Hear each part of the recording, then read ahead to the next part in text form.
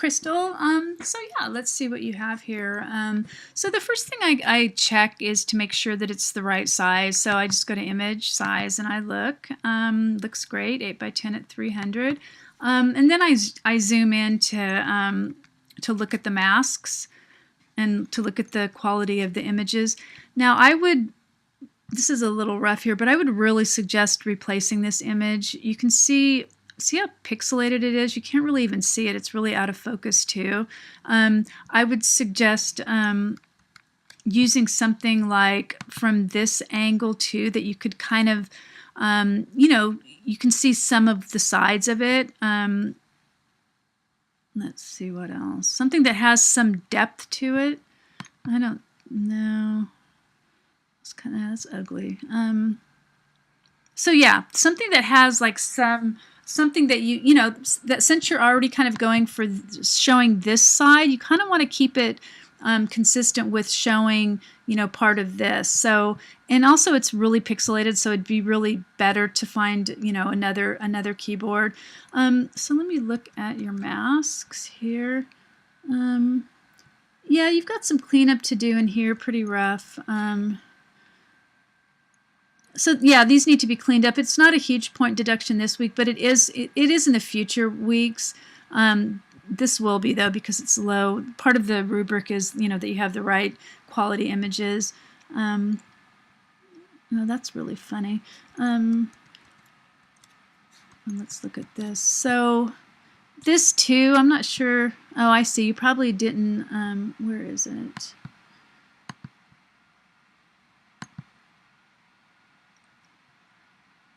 For these, you can just use that polygonal lasso tool to get rid of the background. Because it's this one right here, and you just click, and then you can just click like that. It's probably one of the easier ways to do it, other than trying to do it freehand or something. Let me enable this again. I would hold off on this graphic here for a while because we're just not there yet in terms of that. And you never know what you want to use for it. So yeah, I'd probably just wait. So looking, these are really cool too. So I mean, you can size this stuff too pretty easily. One thing I like to show everyone is that you can, if you put them all in a group or a folder. So if you select them all and hit this little icon, then it makes it really easy to, to size it. So let's say I wanted to make it a little bit smaller. This is going to be depending on the background. So you can make it smaller, you can make it bigger, you can kind of do whatever with when it's, in there. Oh, whoops. Oh, I still have that darn thing selected. Oh, I like how this is coming forward. So yeah, this would really help if you got the keyboard with a little, like one of those pictures I showed you. And then you can take the where is it? Oh, be sure to get the layer mask on this one too. And all you need to do is copy this layer, right? You don't need to do another one. So just copy it. Even though 1, 2, 3, yeah, I barely have it. And then you can, let me see what it looks like without that computer thing. So then what you can do too is then you can flip it if you want. You can go to Edit, Transform, Flip Horizontal. And then again, so then you're going to have just a mirror image of that, and then you can play with it. Another thing too, if this is going to be the side that's bigger, you can make this a little bit bigger too, because then it'll appear closer, right? Because objects in the foreground look bigger. And again, just be sure to work with the way these attach to the keyboard.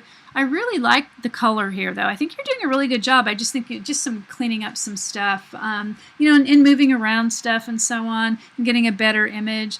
But this one already is using that perspective where, see, this part of the tube is bigger than that part of the tube. So you can play with that too. And so looking forward, we're going to be doing the image and the background and also text. So the idea with the background, I try to emphasize this.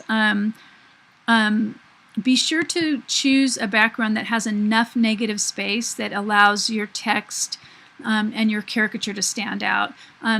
It's really important, that it's not too strong and dominating, because then it'll dominate your caricature. And note how, she made this background. Note how she left the black here for the text. Put each word on a different line, and then you can really have more freedom with the size and with the layer styles. Same here. These are two different fonts.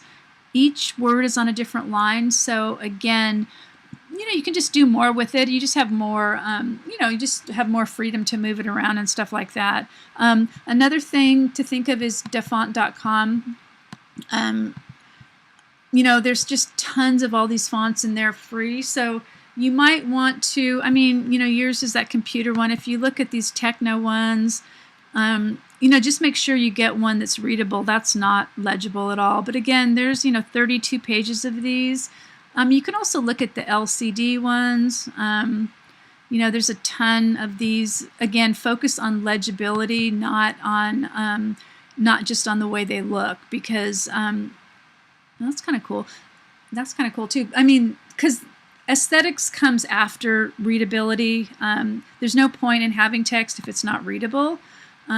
So I hope that you can get another one of these in here by the final submission, which is tomorrow, because there is a point deduction for that. Not really much on the masks that need to be cleaned up, because that's done over time. You mentioned you were kind of rushed. It kind of looks like it a little bit. You could also get another object for the leg thing too. It doesn't have to be symmetrical. And I really like that you're not making everything symmetrical, because it kind of looks static that way. Okay, so anyway, let me know if you have any questions, or I'm on Google Hangouts a lot, so just grab me.